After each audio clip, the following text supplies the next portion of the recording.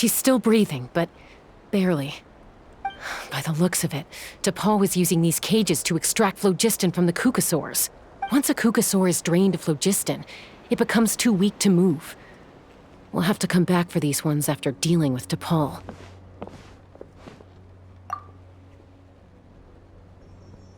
Let me see. Looks like a record of his phlogiston research. Log number 330. With the support of...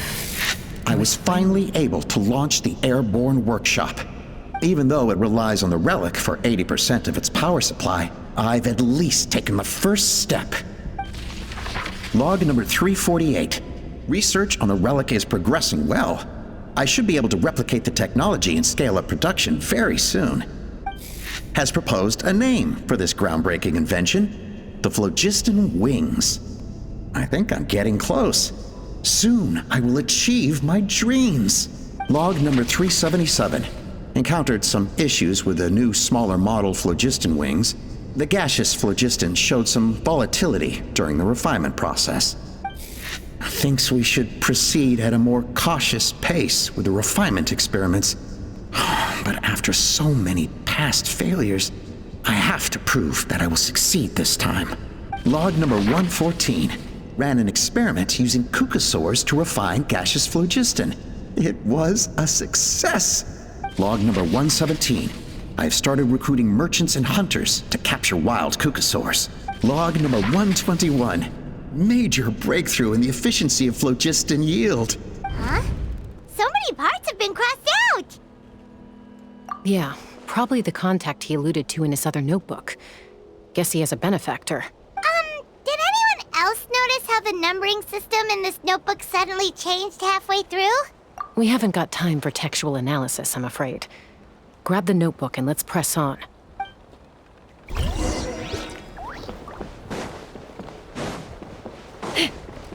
Huh. Never seen one of these before. Looks like this was built with the Cinder City components, too. You're not thinking of giving it a nice hard kick, are you?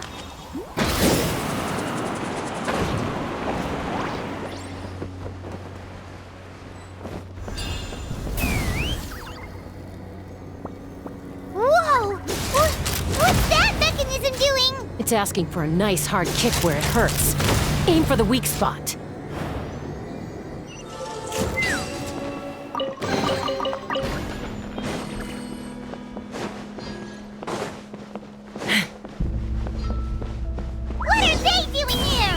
Paul's henchman. He must have brought them here using the relic in his prototype wings. Watch out!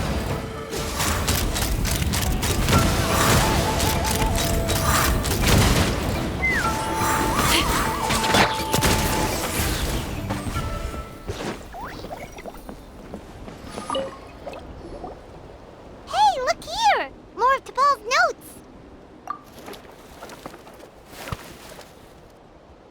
Log number 403.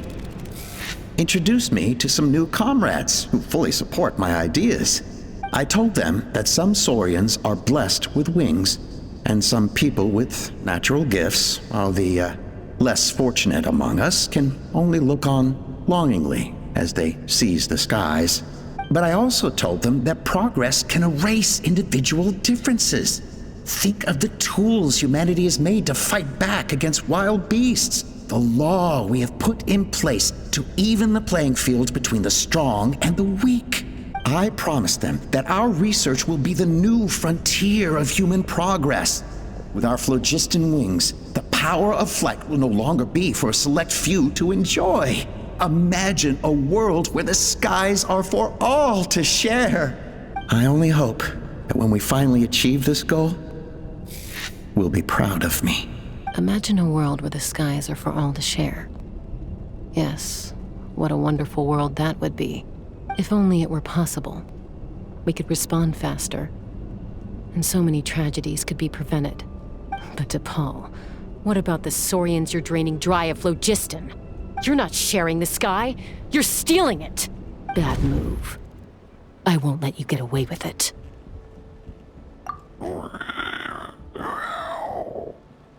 I'm fine. Let's keep moving. I don't think we'll find anything else here.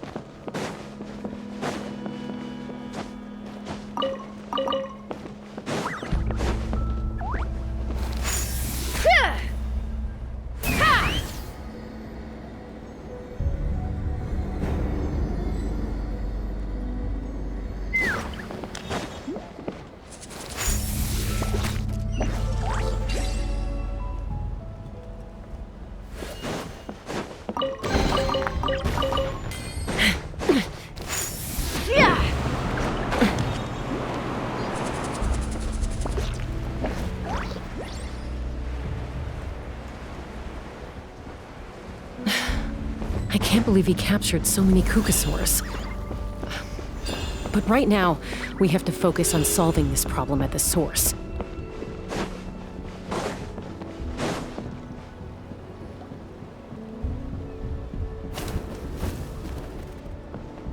Looks like we've reached the center of the workshop. And still no sign of Koya's baby.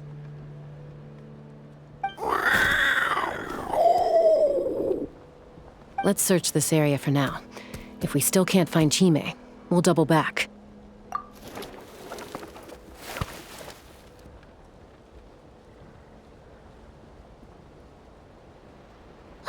Chaska, Traveler, come quick!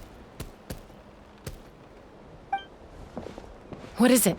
Did you find Chime? Not yet, but look! It's another one of T'Pol's notebooks! All right.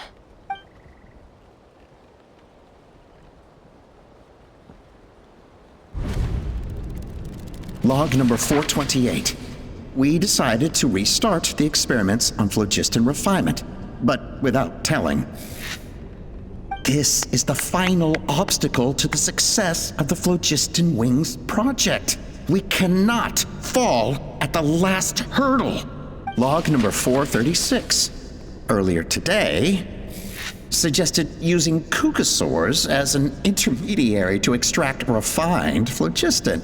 It's certainly feasible, but anyway, as long as our secret experiment succeeds, I'm sure won't bring it up again. Log number 443. We will conduct the experiment tomorrow. But birthday is coming up, so hopefully we'll have a birthday surprise for her. Log number 444. Huh? Why is this log empty? I guess whoever wrote down the log number was prevented from recording the results.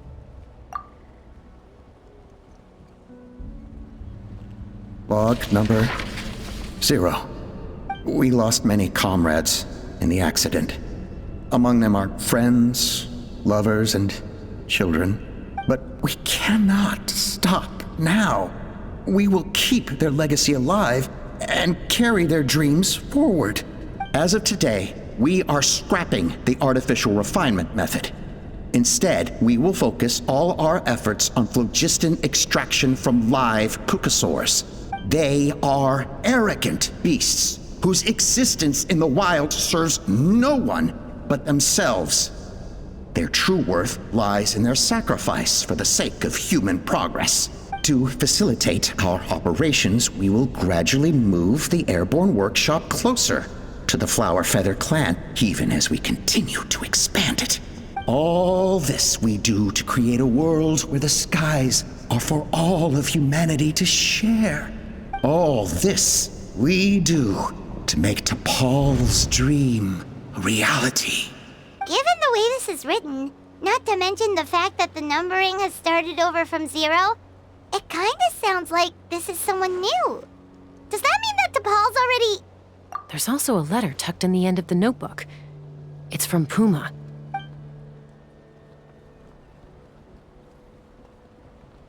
T'Pol, I don't know where you are right now, so I don't know how to reach you. My best bet is to send this letter to the Flower Feather clan. Your father is gravely ill. Oh, I know we've had our differences in the past, but he is still your father. Won't you come and visit him? Please. I know you never liked him and cared even less for me. All you ever yearned for is the sky. and your birth mother. But we'll still be waiting here for you if you do come back. This may be the last chance you'll get to see your father. So Puma's not T'Pol's real mom? Huh. Well, she did say he never called her mom, but I'm gonna assume she was just venting. We know that T'Pol's father passed away quite recently, and this letter looks recent. By contrast, the writing in this notebook is old and faded. It looks like the real reason T'Pol didn't attend his father's funeral is because he'd long since passed away himself. If we ask ourselves why this letter was sent to the Flower Feather clan, why T'Pol always yearned for the sky, and how he got his hands on a relic from the Cinder City, it all points to one answer. That's right. T'Pol was my child. He was born during my days as a wingless wanderer. His birth gave me new hope. I wanted to become the kind of mother who spent her days as a valiant rider, soaring the skies. Not an aimless, wingless nobody. But his father wanted to settle down, to give his child a safe, sheltered life in his tribe. We fought about it constantly, until the love we once had for each other was gone. He started a new family, with another traveler who was also looking to return home. And I went back to the Flower Feather clan, alone. Opa? I had no idea that despite being raised among the children of echoes, my child still harbored dreams of the skies. Can you imagine, Chaska? The joy and surprise I felt when he showed up at my door, asking to join the flying trials. Or how proud I was when he said he wanted to prove his own worth, rather than relying on my position as elder. And then the anguish that overcame me when he was rejected by the Kukusaurs and became wingless, just as I had after my injury. You've got a lot of nerve showing your face here. Don't take this the wrong way, Chaska. I'm not here for a fight. I just want to talk. Isn't that your preferred way to resolve things? I trust you've learned of T'Pol's wish on your way here. A world where the skies are for all of humanity to share. If only his dream can be realized, no one will ever have to lose their wings again. Our aerial prowess will be greater than ever before. War will never again come at such a great cost. The loss of Koichi is a tragedy that need never be repeated. So tell me, Chaska, do you really wish to see the phlogiston wings forever grounded and gathering dust? Nothing you've said excuses all the conflict you've caused. You mean the argument back at the tribe? It was a necessary measure. Sometimes this is the only way to accelerate the pace of progress. Is a mother harming her children when she coaxes them into swallowing a bitter pill? Of course not. It is a brief moment of suffering for the greater good, and the child would come to understand this in due course. The phlogiston wings are that bitter pill. We will never progress as a tribe if we cling to the scraps the Kukusaurs offer us. Once the people have embraced the phlogiston wings, they will never look back. Even if they learn how the refined phlogiston is sourced, they will convince themselves that the sacrifice of a few Kukusaurs is a small price to pay for our dominion over the skies. But this I had not anticipated. I barely had the chance to introduce the phlogiston wings to the tribe before you found this place. Your plan was hardly foolproof. Yet, it can still be salvaged. Chaska, traveler, you are the hope of humanity. I'm sure you have your doubts about my methods, but know that my love for humanity and for Natlan is genuine. You know me, Chaska. And you know that I've always treated everyone in the Flower Feather clan as my own children, as fellow humans. Surely you can understand my perspective. Alpa, Natlan doesn't belong to humans alone. And truthfully, neither do I.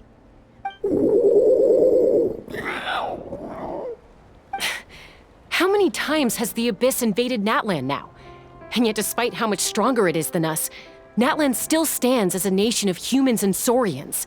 Peace imposed by force will crumble in a matter of days, because social bonds are what hold a civilization together. Weren't you the one that taught me that? And yet you would break the bond we share with our Saurian companions to take more power for ourselves? That's as stupid as hacking your own arm off to use it as a club. They are wild beasts, driven purely by instinct. How could they possibly understand human social bonds?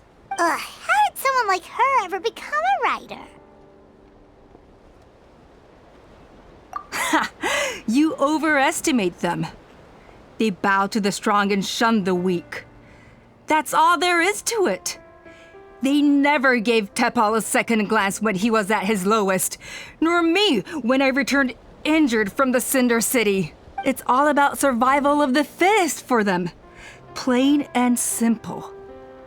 They obeyed me once I proved myself stronger than them, but the moment it serves them better, they'll abandon me in a heartbeat. You're wrong, Alpa. They only reject the wingless because they don't want to fly anyone to their death. Jaska, I will promise you this. Only the unruliest wild cucosaurs will be used for phlogiston extraction. The ones who have nothing else to offer to humanity. Well, that's too bad, because I know a few unruly wild cucosaurs who don't think that idea is gonna fly. Namely my mom, my sister, and me. And the others? To us, they're friends, family, even children.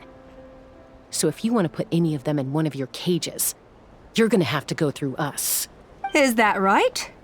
I knew you might be difficult to convince. Maybe this will change your mind.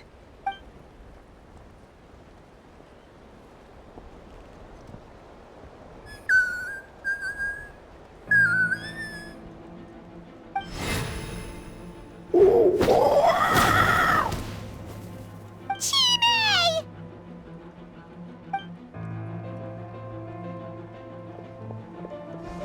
Alpa!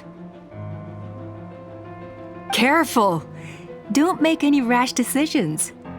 Unless you want to see her suffer.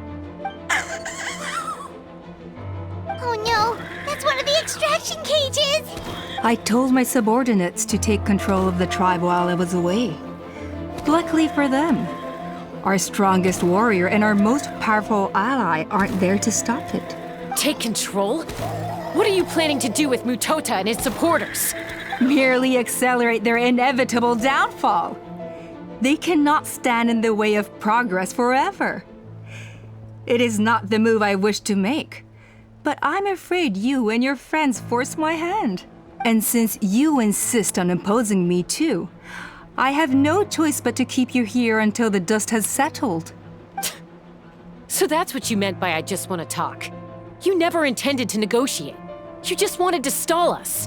No, Chaska. I genuinely hoped I could win you over. You are the strongest warriors we have. Put down your weapons, and I promise you that no harm will come to this young Saurian.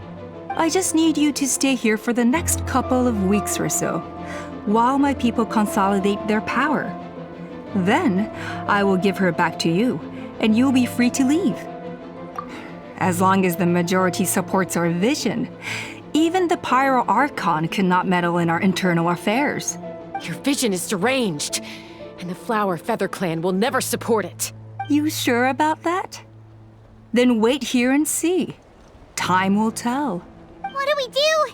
Even if the whole tribe fights back, Mutota's in grave danger! Stop delaying the inevitable! Drop your weapons and get into the cages, now! She's still holding Chime hostage. Is there really no other way?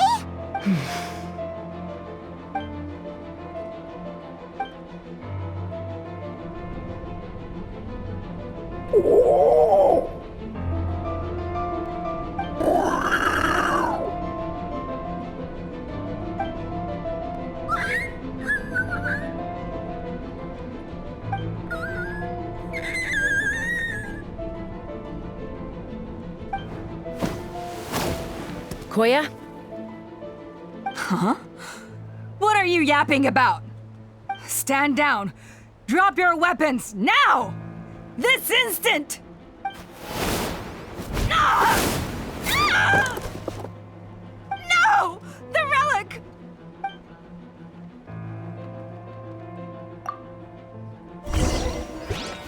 Take me up!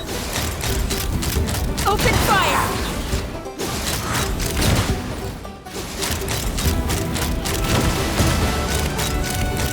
Locked on! Give up, Alpha. We're negotiating my way out. Hey, something's up with this relic! Bullseye! Ah!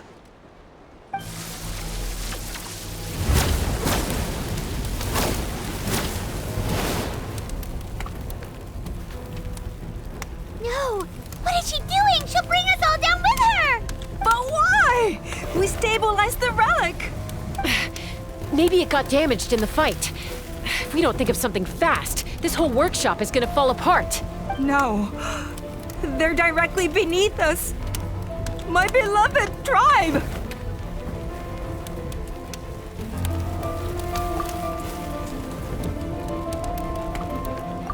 Okay,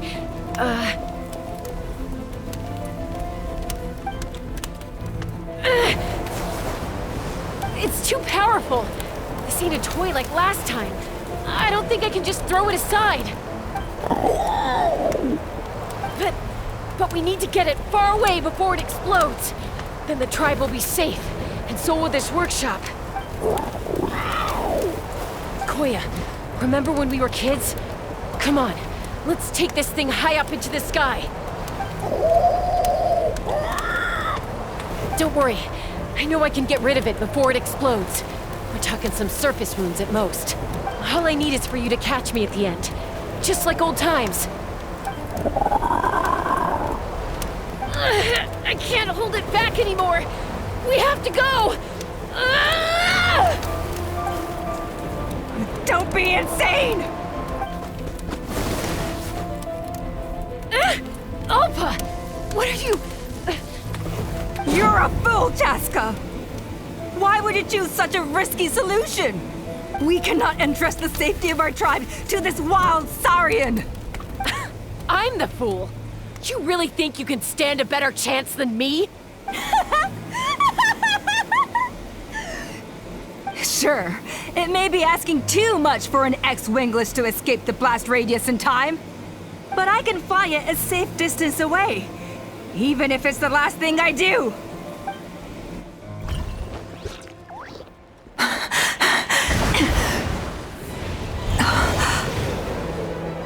Here, this should be high enough to save the clan. What? You don't get to die a hero today.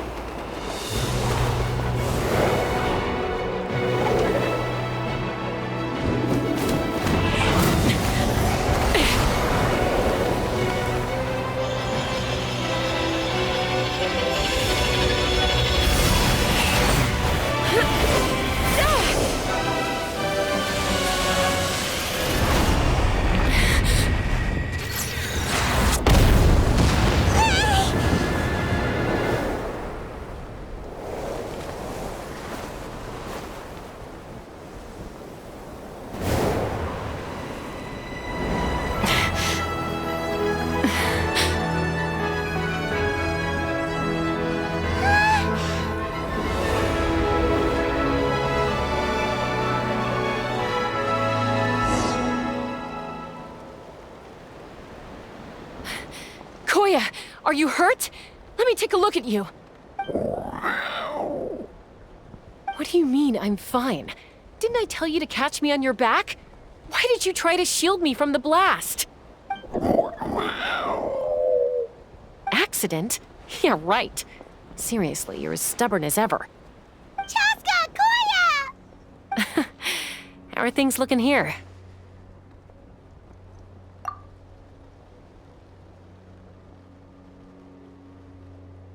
I think that's putting it mildly. I owe you one. Again.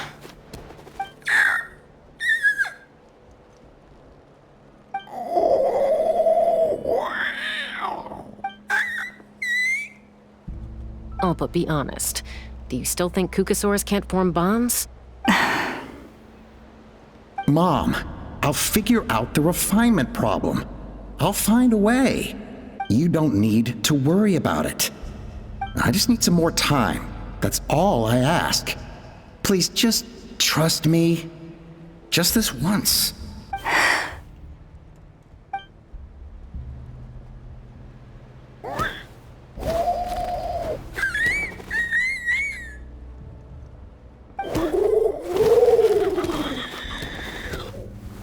The Flower Feather Clan yield to the strong. And it's up to the winners to define what strength means. So it looks like it's my turn to yield.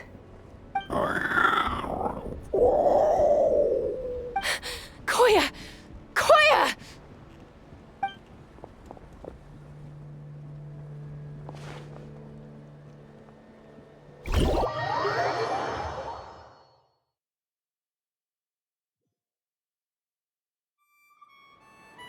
So, you're absolutely sure it's not because of the explosion?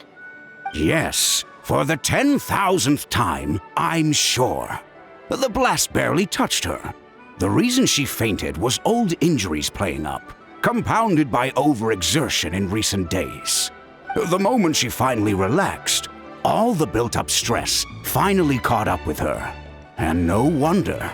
Honestly, she's just like you. Anyway, now you know how we feel when you go off risking life and limb. Your mother and I would both appreciate it if you lived less dangerously. You know she wrote to me from the Masters of the Nightwind, just to scold me for not doing enough to keep an eye on you. If she wasn't so busy with work, you can bet she'd come back here and chew us both out in person. I'll find an opportunity to apologize to her. I promise. You'd better. No more avoiding us, okay? And don't get me started on all the checkups you've missed. Got it. Got it. Huh? Koya? You're awake. I'll go let everyone know. Hey, but we're not done talking. What are we gonna do with her, Even after everything that's happened, she still hasn't figured out how to start the conversation with you. She keeps saying, I don't think Koya has forgiven me yet. But if you ask me, she's the one who's scared to open up and have an honest conversation. For all her confidence, she's a very sensitive soul underneath. You'd think as a peacemaker, she of all people would know how to reconcile with her family after a falling out. She must have been a handful growing up. Thank you for being there for her. And of course, thank you for keeping her safe when you were up there in the sky. Koya, Uncle Cusco, we're here! Ha! I was just telling her that she's not to go chasing danger with Chaska ever again. Cusco, I understand how you must feel. But it's all thanks to Koya and Chaska's efforts that the airborne workshop didn't come crashing down on our heads. Oh, Paimon almost forgot to ask. They didn't hurt you while we were gone, did they? Thankfully, when her co-conspirators tried to arrest me, I was out coaching Koya and Junan. The two of them were a huge help. They took care of things while I went around rallying the resistance. So, in the end, Alpa's would-be revolt didn't really get off the ground. And as it turns out, not all of the wingless want to see our dear Saurian friends replaced with phlogiston-powered gizmos. I'm so sorry you got mixed up in this, by the way. We should have caught on to Alpa's scheme sooner. We could have saved so many Kukasaurs from getting hurt. Most of the airborne workshop has now been dismantled. We've just left one small, harmless part intact, and repurposed it as a jail for Alpa and her cronies. Let's see how they like being locked up in a sky prison. So, it looks like there's just one last conflict left to resolve. Peacemaker, you're up. I said I had to wait until things had blown over, didn't I? And now they have. But I still have no idea what to say. Koya, I just want to say, I'm sorry for how things went down back then.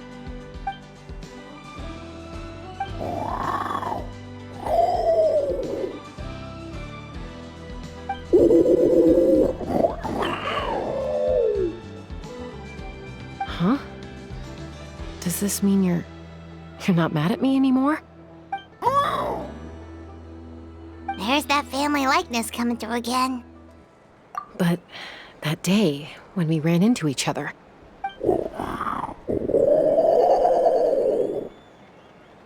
Huh? So then, when did you finally make your peace with it?